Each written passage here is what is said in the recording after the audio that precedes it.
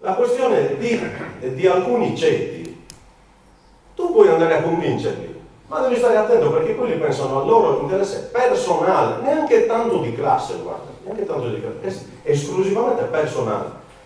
Cioè, questi sono incapaci, però non è che sono scemi al punto di non rendersi conto che certe misure distruggono settori economici, radono al suolo aspetti culturali, mortificano per sempre dal punto di vista ecologico e ambientale alcuni territori. Lo sanno benissimo.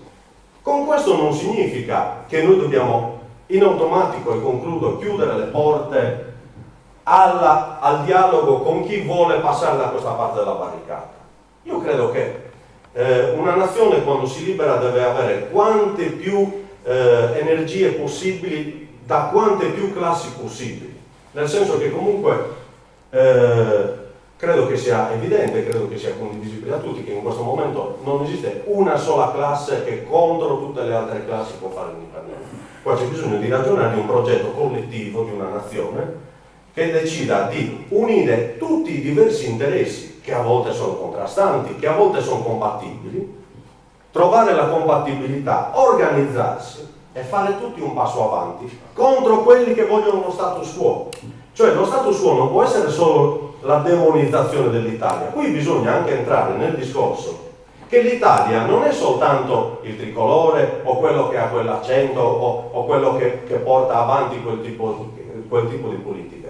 L'Italia è assolutamente incarnata, è in funzione anche nella persona di tutti quei sardi che servono gli interessi italiani. Quella è Italia, non è che sia Sardegna. Quando io sento, no, ma comunque anche lui è sardo, no, aspetta, anche lui è sardo. Noi non ne facciamo una questione etnica o razziale, ma dei cognomi non me ne frega niente di dove sei nato e di cosa mangi, non me ne frega niente. Quali interessi stai servendo? Questi interessi? Allora sei un italiano. Stai servendo questi altri interessi? Allora sei dei nostri. Noi dobbiamo creare il solco, non la compatibilità, il solco, o stai da una parte o stai dall'altra. Non puoi servire gli interessi degli uni o degli altri. Significa semplicemente costruire con un'azione organizzata, collettiva, costruire una parte della barricata e dire chi vuole venire da questa parte